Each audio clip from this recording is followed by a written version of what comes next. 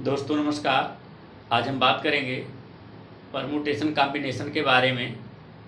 और permutation combination के chapter में इस प्रकार के क्वेश्चन के बारे में बात करूंगा जिसमें कोई क्वेश्चन दिया होता है और उस पर बात करता है कि नॉन निगेटिव इंटीग्रल सॉल्यूशन के बारे में बताइए या पॉजिटिव सॉल्यूशन के बारे में बताइए या नेचुरल सॉल्यूशन के बारे में बताइए। तो उस इक्वेशन को हम कैसे हैंडल करते हैं और कैसे हम जल्दी इस क्वेश्चन को सॉल्व करेंगे उसी पे हम बात करेंगे।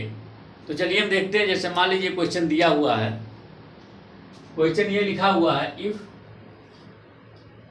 x + y + z = 10 लिखा हुआ है। Then find non negative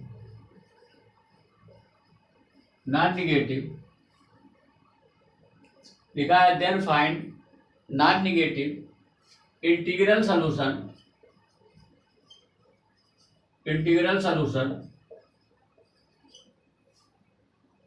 non negative integral solution if x + y + z = 10 then find non negative integral solution. तो इसको हम सॉल्व कैसे करेंगे, ध्यान दीजिएगा। देखिएगा यहाँ पे जो n है, n = हमारा 10 है और जो r है, r = हमारा 1 2 3 है। इसमें कौन सा फार्मूला लगाएंगे? n + r - 1 cr - 1 n + r - 1 cr - 1। तो यहाँ देखिए n की वैल्यू कितनी है? 10 है। 10 + r की वैल्यू 3 है -1 cr की वैल्यू 3 -1। तो यहाँ पे क्या हो जाएगा? 13 में से 1 जाएगा 12 हो जाएगा, 12 c2 हो जाएगा। इसको हम सॉल्व करेंगे तो 12 × 11 बाई 2 × 1, 2 6 जा 12 हो जाएगा, 11 6 जा 66 हो जाएगा। ये हमारा फाइनल रिजल्ट हो जाएगा। ये क्या पूछा है? Non negative integral solution. ध्यान दीजिएगा, इसी में भी पूछ सकता है then find positive integral solution. दोनों में डिफरेंस है, ध्यान दीजिएगा। अगर बाय चांस यहीं पे नॉन निगेटिव की जगह पे अगर लिख दे पॉजिटिव इंटीग्रल सॉल्यूशन, ध्यान दीजिएगा। जैसे क्वेश्चन लिख दे पॉजिटिव इंटीग्रल सॉल्यूशन। ध्यान दीजिए, पॉजिटिव इंटीग्रल सॉल्यूशन। क्वेश्चन वही है, बस हमने इसको चेंज कर दिया। वहां पे नॉन निगेटिव था, यहाँ हमने पॉजिटिव कर दिया। तो फिर क्वेश्चन कैसे सॉल्व आउट करेंगे? तो पहले इसमें से इसको माइनस कर लीजिए। तो 10 कितने हैं? 1 2 3। 10 - 3 = 7। अब यहाँ पे n = 7 हो गया और r = हमारा 3 हो गया। अब यहाँ पे क्या फार्मूला लगेगा? वही n + r - 1 cr - 1। n की वैल्यू अब 10 नहीं, अब कितनी है? 7 है। 7 + r की वैल्यू 3 - 1 c 3 - 1। तो 7 3 10, 10 में से 1 गया 9, 9 c2।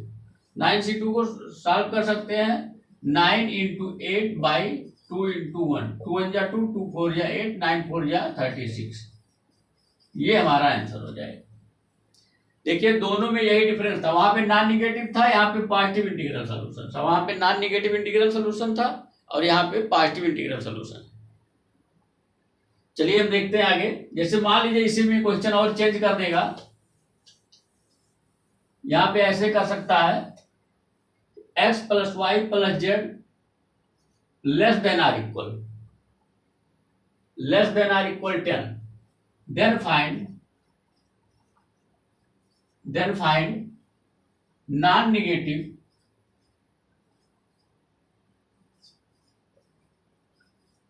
Integral solution.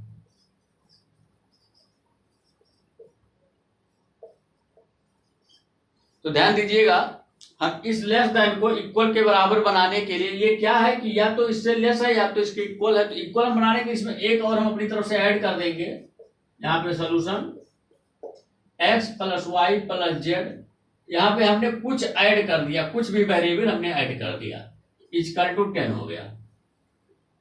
अब यहाँ पे n इक्वल टू हमारा क्या है 10 है। अब r इक्वल टू 3 नहीं है, 1 2 3 4 है। हमने देखे लेस देन r इक्वल था, हमने इक्वल बनाने के लिए एक वेरिएबल इसमें अपनी तरफ से ऐड कर दिया, फिर ये पुराना क्वेश्चन बन गया।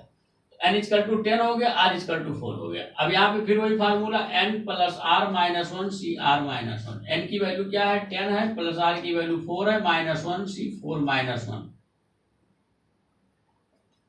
तो यहाँ पे क्या हो जाएगा 10 में 4 14, 14 में से बन जाएगा 13, 13 से 3 हो जाएगा।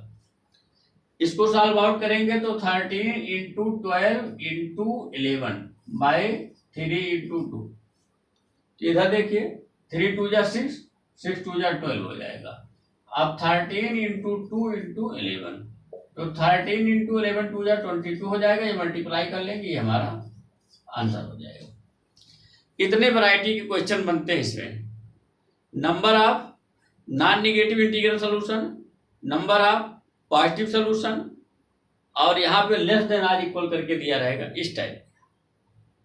तो इसमें 3 वैरायटी क्वेश्चन बनते हैं, और तीनों में अगर आप इसके डिफरेंस को नहीं समझेंगे तो ये क्वेश्चन का आंसर कभी सटीक नहीं आएगा, हमेशा गलत हो जाएगा। इसलिए जो मैंने तीनों बात बताई है, तीनों में डिफरेंस आपको समझना होगा कि नॉन नेगेटिव इंटीग्रल सॉल्यूशन में कैसे सॉल्व करना है, पॉजिटिव इंटीग्रल सॉल्यूशन में कैसे सॉल्व करना है, और यदि लेस देन आर इक्वल दिया हो तो फिर कैसे सॉल्व करना है। इन तीनों बात को ध्यान में रखेंगे तो ये क्वेश्चन पूरी तरीके से सही हो जाएगा। चलिए ठीक है, धन्यवाद। तो फिर हमारी मुलाकात कल होगी। धन्यवाद, नमस्कार।